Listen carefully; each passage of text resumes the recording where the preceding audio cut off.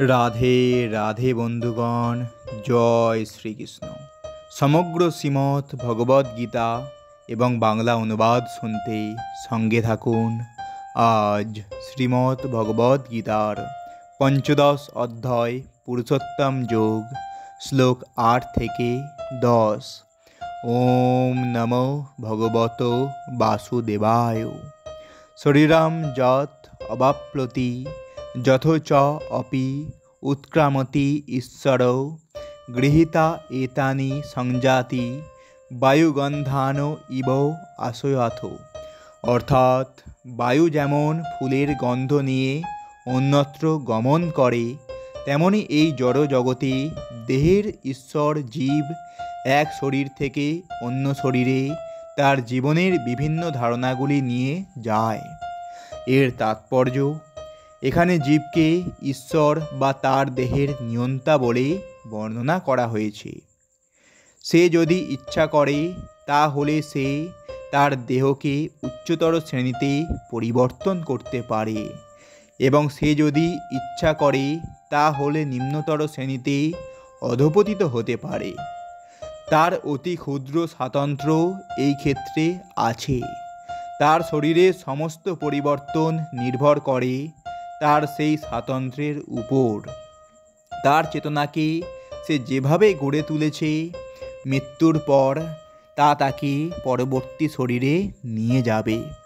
তার চেতনাকে যদি সে একটি কুকুর বা একটি বিড়ালের চেতনার মতো করে গড়ে তোলে, তাহলে সে অবশ্যই কুকুর অথবা বিড়ালের শরীর প্রাপ্ত হবে। কেউ যদি তার চেতনাকে দিব্য গুণাবলীতে ভূষিত করে, তাহলে সে দেবতাদের মতো শরীর প্রাপ্ত হবে, এবং সে যদি কৃষ্ণ ভাবনাময় হয়, তাহলে সে অপ্রাকৃত কৃষ্ণলোকে স্থানান্তরিত হয়ে শ্রীকৃষ্ণের সঙ্গ লাভ করবে। দেহের নাশ হয়ে যাওয়ার সঙ্গে সঙ্গে যে দেহের সব কিছুরই নাশ হয়ে যায়, সেই ধারণা ভ্রান্ত। জীবাত্মা এক দেহ থেকে অন্য দেহে দেহান্তরিত হচ্ছে, এবং তার বর্তমান শরীর ও বর্তমান কার্যকলাপ তার পরবর্তী শরীরের পটভূমি। কর্ম অনুসারে জীব একটি ভিন্ন দেহ প্রাপ্ত হয়, এবং যথাসময়ে তাকে সেই শরীর ত্যাগ করতে হয়। এখানে বলা হয়েছে যে সূক্ষ্ম শরীর যা পরবর্তী শরীরের ধারণা বহন করে, তা পরবর্তী জীবনে অন্য একটি শরীরে বিকশিত হয়। এক দেহ থেকে অন্য দেহে দেহান্তরিত হওয়ার এই পন্থা এবং দেহের সংগ্রামকে বলা হয় কর্ষতি বা জীবন সংগ্রাম। শ্লোক 9। ওম নমো ভগবত বাসুদেবায়। শ্রোত্রম চক্ষু স্পর্শ নাম চ রসনাম ঘ্রাণম এব চ অধিষ্ঠায় মন চ অয়ম বিষয়ান উপসেবতে। অর্থাৎ এই জীব চক্ষু, কর্ণ, ত্বক, জিহ্বা, নাসিকা ও মনকে আশ্রয় করে ইন্দ্রিয়ের বিষয়সমূহ উপভোগ করে। এর তাৎপর্য, পক্ষান্তরে বলা যায়, জীব যদি তার চেতনাকে কুকুর বিড়ালের প্রবৃত্তির দ্বারা কলুষিত করে তোলে, তাহলে পরবর্তী জীবনে সে কুকুর বিড়ালের মতো শরীর প্রাপ্ত হয়ে তাদের মতো দেহসুখ ভোগ করবে। চেতনা মূলত জলের মতো নির্মল, কিন্তু জলের সঙ্গে যদি কোনো রং মেশানো হয়, তাহলে জল রঙিন হয়ে যায়। অনুরূপভাবে চেতনা নির্মল, কেননা আত্মা পবিত্র, কিন্তু জড়া প্রকৃতির গুণের সংস্রবে আসার ফলে চেতনা কলুষিত হয়ে পড়ে। প্রকৃত চেতনা হচ্ছে কৃষ্ণ চেতনা। তাই কেউ যখন কৃষ্ণ চেতনায় অধিষ্ঠিত হন, তখন তিনি তার নির্মল জীবনে অবস্থান করেন। কিন্তু নানা রকম জাগতিক মনোবৃত্তির দ্বারা চেতনা যদি কলুষিত হয়ে পড়ে, তাহলে পরবর্তী জীবনে তিনি তদনুরূপ দেহপ্রাপ্ত হন। তিনি যে পুনরায় মনুষ্য শরীর প্রাপ্ত হবেন তার কোনো নিশ্চয়তা নেই। তিনি কুকুর, বিড়াল, শূকর, দেবতা অথবা অন্য বহু শরীরের মধ্যে একটি শরীর প্রাপ্ত হতে পারেন। এই রকম 84 লক্ষ বিভিন্ন প্রকার প্রজাতির শরীর রয়েছে। শ্লোক 10। ওম নমো ভগবত বাসুদেবায়। উৎক্রামন্ত্রমম স্থিতম বা অপি ভুঞ্জনমো বা গুণাস্থিতম বিমূঢ়া ন অনুপ্রশন্তি পশ্যন্তি জ্ঞানচক্ষুষ।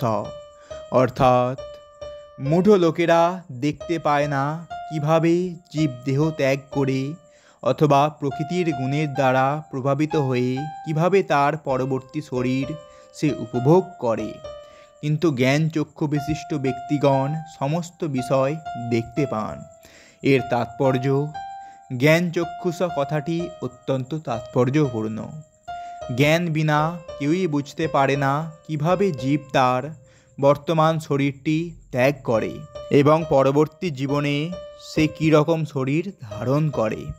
এমনকি এটিও বুঝতে পারে না কেন সে একটি বিশেষ ধরনের শরীরে অবস্থান করছে। এই তত্ত্বসমূহ উপলব্ধি করবার জন্য গভীর জ্ঞানের প্রয়োজন, যা সদ্গুরুর মুখরাবিন্দ থেকে ভগবদ্গীতা ও তদনুরূপ শাস্ত্র শ্রবণ করার মাধ্যমে লাভ করা যায়। এই সমস্ত তত্ত্বজ্ঞান উপলব্ধি করার শিক্ষা যিনি লাভ করেছেন তিনি অত্যন্ত ভাগ্যবান। প্রতিটি জীবই কোনো বিশেষ অবস্থায় তার শরীর ত্যাগ করছে, কোনো বিশেষ অবস্থায় সে জীবন ধারণ করছে এবং জড়া প্রকৃতির মোহে আচ্ছন্ন হয়ে সে বিশেষ অবস্থায় ইন্দ্রিয় সুখ ভোগ করার চেষ্টা করছে এবং পরিণামে সে নানা রকমের দুঃখ সুখ ভোগ করছে। যারা অনন্তকাল ধরে কাম ও বাসনার দ্বারা মোহিত হয়ে আছে তারা কেন এই বিশেষ দেহে অবস্থান করছে এবং কেনই বা সেই দেহ ত্যাগ করে অন্য দেহে দেহান্তরিত হচ্ছে বা উপলব্ধি করার সমস্ত শক্তি হারিয়ে ফেলে, সেটি তাদের বোধগম্য হয় না। কিন্তু যার হৃদয়ে দিব্য জ্ঞানের প্রকাশ হয়েছে তিনি দর্শন করতে পারেন যে আত্মা দেহ থেকে ভিন্ন এবং সর্বদাই তার দেহের পরিবর্তন হচ্ছে এবং চিন্ময় স্বরূপে তার আত্মা নিত্য আনন্দ অনুভব করছে। এই জ্ঞান যিনি প্রাপ্ত হয়েছেন তিনিই বুঝতে পারেন কিভাবে বদ্ধ জীব এই জড়া জগতে দুর্দশা ভোগ করছে। সুতরাং কৃষ্ণ ভাবনায় উন্নীত সাধনের ফলে যাদের চেতনা খুব উন্নত হয়েছে তারা জনসাধারণকে এই জ্ঞান দান করবার জন্য যথাসাধ্য চেষ্টা করেন, কারণ বদ্ধ জীবের দুর্দশাগ্রস্ত অবস্থা দেখে তারা মর্মাহত হন। বদ্ধ জীবের অবস্থা অত্যন্ত ক্লেশদায়ক, তাই তাদের কর্তব্য হচ্ছে এই বদ্ধ অবস্থা অতিক্রম করে কৃষ্ণ চেতনা লাভ করা এবং জড় জগতের বন্ধন থেকে নিজেদের মুক্ত করে অপ্রাকৃত জগতে প্রত্যাবর্তন করা। তো বন্ধুগণ, এটাই ছিল শ্রীমদ্ ভগবদ্গীতার পঞ্চদশ অধ্যায় পুরুষোত্তম যোগের শ্লোক 8 থেকে 10। এই রকম সম্পূর্ণ শ্রীমদ্ ভগবদ্গীতা এবং বাংলা অনুবাদ শুনতে আমাদের এই চ্যানেলটি সাবস্ক্রাইব করুন এবং সঙ্গে থাকুন। রাধে রাধে। জয় শ্রীকৃষ্ণ।